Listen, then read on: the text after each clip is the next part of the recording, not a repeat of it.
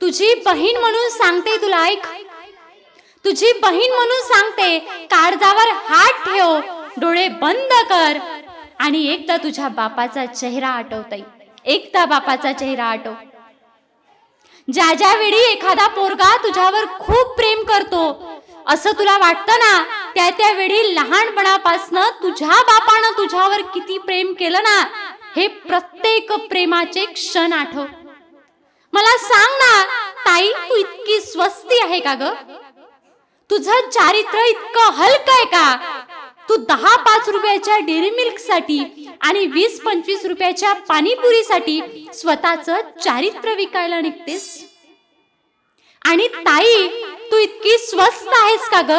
एखाद्या मुलानं तुला प्रेमात पाळावं आणि त्या मुलानं तुकडे करावे, ते तुकडे फ्रीज मध्ये ठेवावे, इतकी हलकी आहेस का ताई तू?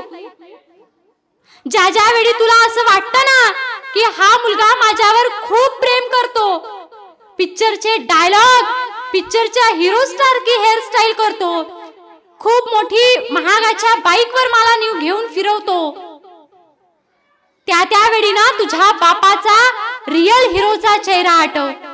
अगं, शाहरुख खान आणि सलमान खान सारखे ऍक्टिंग करणारे, त्यांच्यासारखी हेअरस्टाईल करणारे खूप पोरं येतील ग तुझ्या आयुष्यात. पण कोणतीही ऍक्टिंग न करता बाप बापाचं पात्र निभावतो ना, तो बाप तुला आठवायला पाहिजे. तू इतकी स्वस्त नाहीस ताई, कोणीही तुला प्रेमाच्या जाळ्यात फसवावं, इतकी स्वस्ती नाही. अगं, ज्या फोन मधून तू तुझ्या त्या बॉयफ्रेंडला बोलतेस ना, त्याला तू पिल्लू सोना करतेस ना, तो फोन तुझ्या बापानं कष्टानं घेऊन दिलेला फोन आहे बघ. तुझ्या बापानं कष्ट केले, त्याच्यानंतर तुझ्या हातामध्ये 20-25 हजाराचा फोन पडला आणि त्या फोनवरून तू कोणाला कसे मेसेज करायचे हे तुझं तू ठरवायचं ताई, तुझं तू ठरवायचं. आपल्या बापाचं इतकी मोठी असलेली श्रीमंती, तुझा बाप पैशानं श्रीमंत जरी नसला ना, तरी त्याची खरी श्रीमंती तू आहेस, लक्षात घे. एक 20 वर्षाची तरुणी तिच्या आईला प्रश्न करते, आई, तू 5-6 वर्ष आधी प्रत्येक सणाला माहेरी जायची, प्रत्येक सणाला माहेरी जायची, 8-10 दिवसातनं माहेरी जायची, आई तू आता माहेरी का जात नाही ग?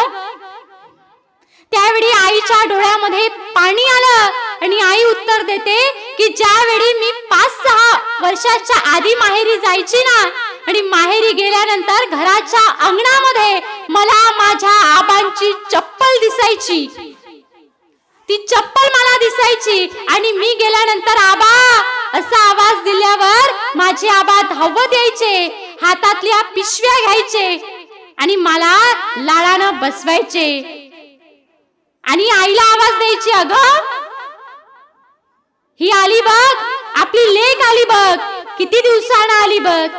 अगं, आता मी माहेरी जाते ना, तर मला अंगणातली ती चप्पल दिसत नाही आणि कोणी प्रेमानं आवाज सुद्धा देत नाही. बाप गेल्यानंतर माहेर संपतं. ताई, तुला बापाची किंमत जाणून घ्यायची आहे ना, त्या घराला बापाची किंमत विचार, ज्या घरामध्ये बापाचं अस्तित्व नाही. बाप गरीब जरी असला ना, बाप श्रीमंत जरी असला ना, ताई तो बाप बाप असतो ग, बाप असतो. कोणत्याही अनोळखी पोराचा हात हातात धरून जाण्याआधी एकदा बापाला बघ, एकदा बापाच्या पायाला पडलेल्या भेगा बघ. तुझा बाप कॉलर टाईट करून 4 लोकांमध्ये चालतो, 4 लोकांमध्ये वावरतो, त्याला तुझा अभिमान आहे ताई, आणि तू त्याचा अभिमान गमावतेस एखाद्या पोराचा हात पकडून ज्यावेळी तू पळून जातेस. अगं, प्रेम करू नको या मताची मी नाही, प्रेम कर, इतकं लेवलचं प्रेम कर, पण त्या प्रेम करणाऱ्याला एकच म्हण, मी तुझी सावित्री व्हायला तयार आहे, तू माझा ज्योतिबा होशील का? मला सांग, जो मुलगा तुला तुझ्या अभ्यासापासून वेगळं करत असेल, जो मुलगा त्याच्यासोबत 3-3 तास बोल असं तुला म्हणत असेल, त्या मुलाचं तुझ्यावर प्रेम नाही ताई. प्रेम काय असतं? प्रेम म्हणजे एकमेकांना मोठं होताना बघणं असतं. प्रेम म्हणजे हात पकडून पळून जाणं नसतं ताई. प्रेम म्हणजे त्याग असतं. प्रेम म्हणजे समर्पण असतं. जसं ज्योतिबाने सावित्रीवर प्रेम केलं. आज सावित्री आपल्याला कळली ना, ते कोणामुळे कळली? कोणामुळे कळली? ज्योतिबांमुळे कळली. त्या ज्योतिबा इतकं जर तुझ्यावर कोणी प्रेम करत असेल ना, तर बापासमोर प्रस्ताव ठेव आणि खुशाल त्या माणसाशी लग्न कर. पण असंच कोणी आलेला मुलगा 4 गप्पा आणतो, तुला चॉकलेट घेऊन देतो, खायला हॉटेलमध्ये नेतो, पिझ्झा देतो, अशाच्या हातात हात घेऊन पळून जाऊ नको. जो मुलगा तुला तुझ्या आयुष्याचे ध्येय दाखवतो, जो मुलगा तुला मोठा करतो, त्या मुलाच्या प्रेमात पडताय. आणि एक गोष्ट सांगू का, पुरुष प्रत्येक भूमिका निभवत असताना पुरुषाच्या आयुष्यातली सगळ्यात महत्वाची भूमिका कोणती असेल ना, तर ती बाप होण्याची आहे.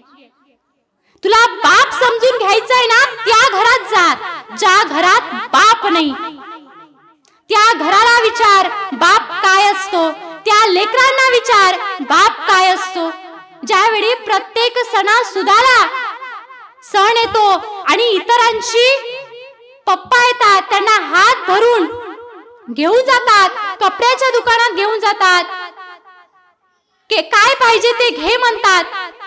आणि ह्या लेकरांना बापच नसतो, म्हणून ती लेकरं प्रत्येक सणाला रडत असतात. त्या लेकरांना विचार ना बाप काय असतो, त्या दिवशी कळेल तुला तुझा बाप काय असतो. अगं घरामध्ये बाप असेल ना, तर कोणीच वाकडी नजर करून देखील पाहत नाही, कारण बापाचं संरक्षण त्या घराच्या सभोवती असतं. लक्षात घे, ते संरक्षण तुझ्याकडे आहे, म्हणून त्या संरक्षणाला विसरून बाहेरच्या गिधडांना बळी पडू नको. प्रेम करायचंय ना, त्या प्रेमाची आधी परीक्षा घे. तो माणूस कसा आहे, तो व्यक्ती कसा आहे हे आधी बघून घे, त्याच्यानंतर प्रेम कर.